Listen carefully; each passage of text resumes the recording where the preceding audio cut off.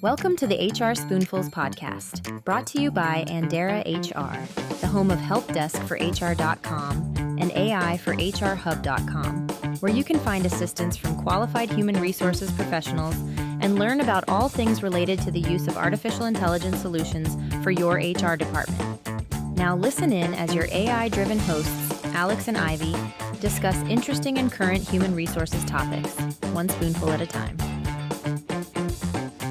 You ever notice how, just a little bit of optimism, can kind of flip the script on your whole day? Like you're thinking, ugh, this day can't get any worse. And then, boom, something awesome happens out of nowhere.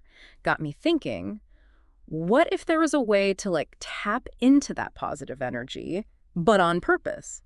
Well, turns out there's this whole field of study dedicated to exactly that. And you know what? You've sent us a training manual all about it so we can take a deep dive together. That's right. It's called Appreciative Inquiry, AI, for short.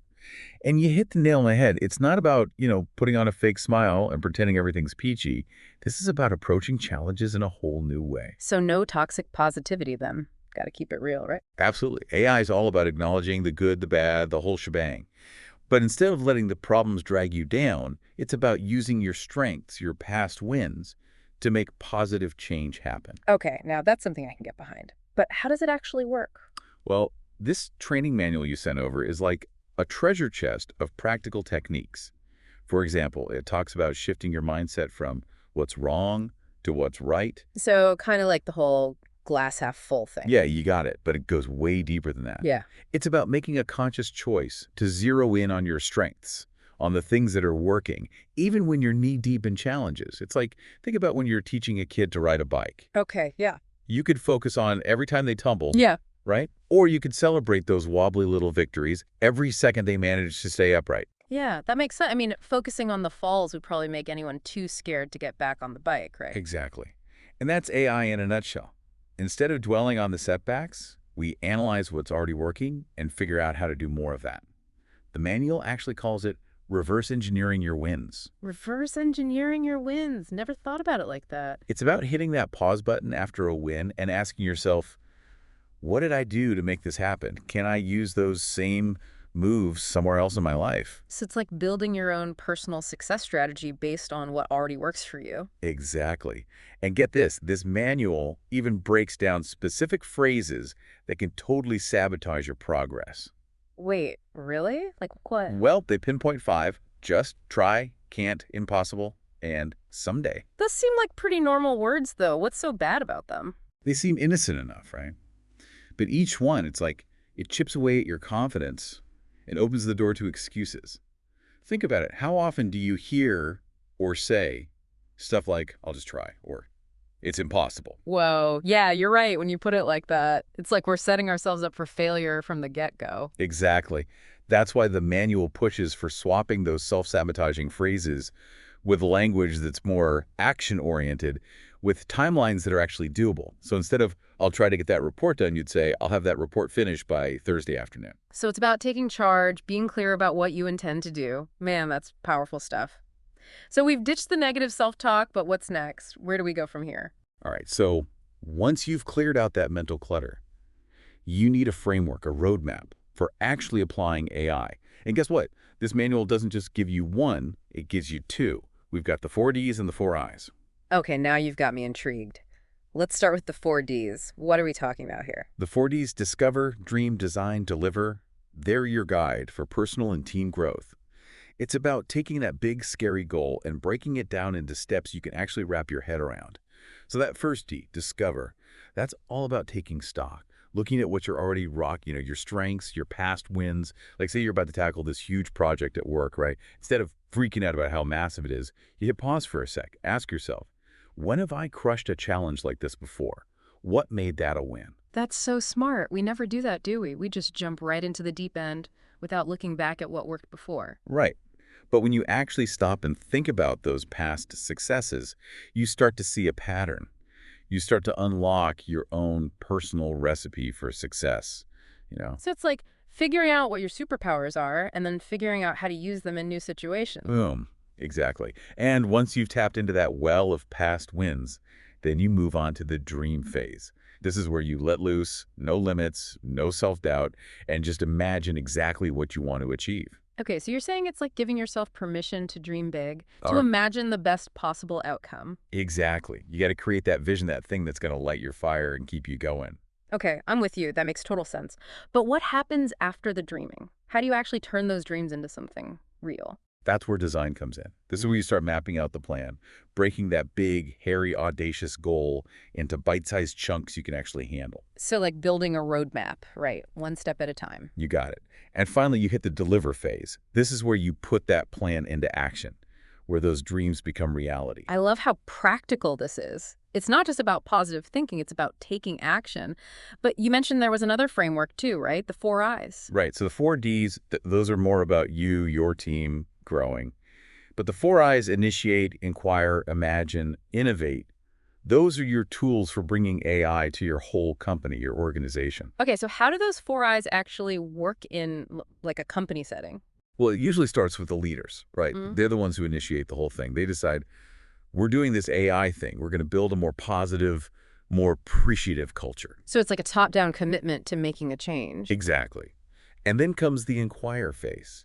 This is all about asking the right questions, the kind of questions that help everyone see the organization's strengths, its potential.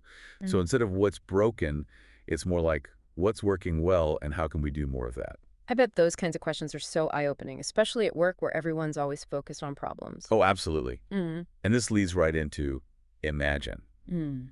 Now everyone's working together, painting this picture of a brighter future for the whole organization. So it's kind of like the dream phase we talked about, but like supersized for the whole company. Nailed it. And then to wrap it all up, there's innovate. This is where they take those insights, those ideas from the other phases, and turn them into action. So it's like this constant loop of asking questions, imagining the possibilities, and then making it happen. That's really cool. Feels way more energizing, way more inspiring than how companies usually handle change. Totally. And get this, the manual even talks about using AI to, like, totally transform those super stressful situations, like job interviews. Whoa, really? Now that's interesting. Tell me more about that. Well, they say that when you bring AI into the interview process, it becomes a win-win. It's more positive, more productive for everyone involved, the interviewer and the interviewee. So instead of those like totally terrifying interview questions that make you want to crawl under your chair, what's the AI approach? Okay, so instead of digging into past failures with, the classic, tell me about a time you failed, AI flips the script. It's all about focusing on strengths. So picture this. You're the interviewee, and they hit you with, tell me about a time you felt truly energized by your work. Ooh, okay, yeah. That changes the whole vibe, doesn't it? Right. It's way more welcoming, more positive from the jump. And I bet you get way more interesting answers, too. Oh, for sure. Instead of dwelling on what went wrong, you're tapping into someone's passion, what really gets them fired up. It's amazing how powerful a little tweak in the language can be. Absolutely. And the manual's big on storytelling in interviews, too. It's not just about ticking off skills and experience. It's about getting to know the person. AI encourages interviewers to, like, draw out the candidate's values, their dreams through their stories. Because our stories tell you so much more than a resume, right? They show you who we really are, what matters to us. Exactly. You listen to someone's stories, you start to understand what makes them tick, their work style, how they handle those curveballs life throws at you.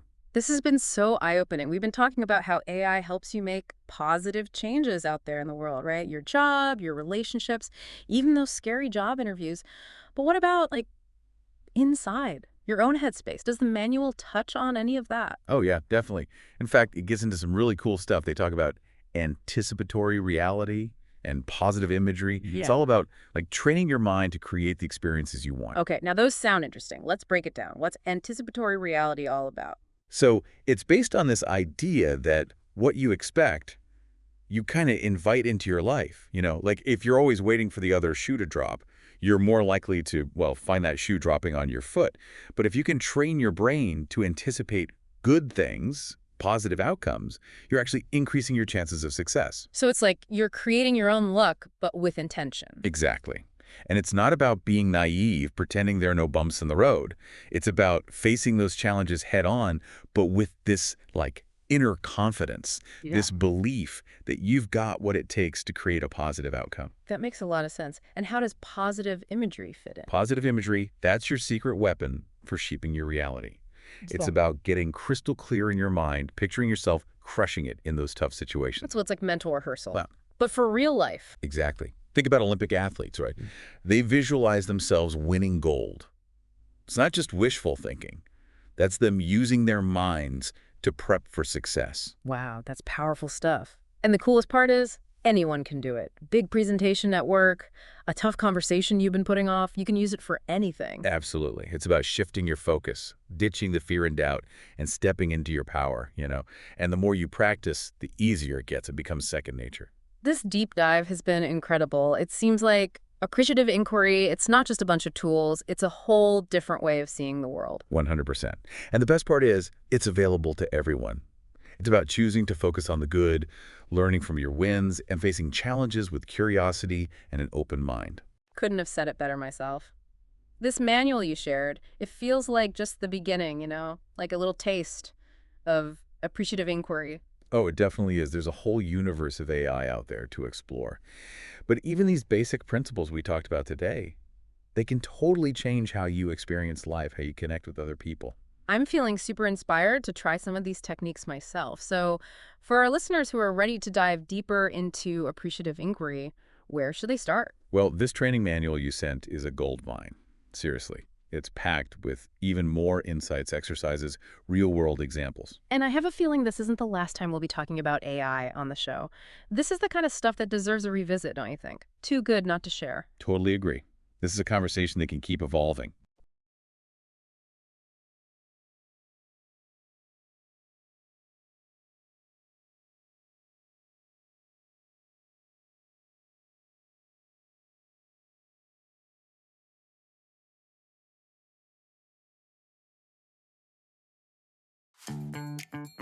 Thanks for listening to HR Spoonfuls. For more episodes like this one, drop by helpdeskforhr.com or ai4hrhub.com and subscribe to our newsletter to receive HR updates and notices when new podcast episodes are posted. We hope you enjoyed the conversation and will join us again soon.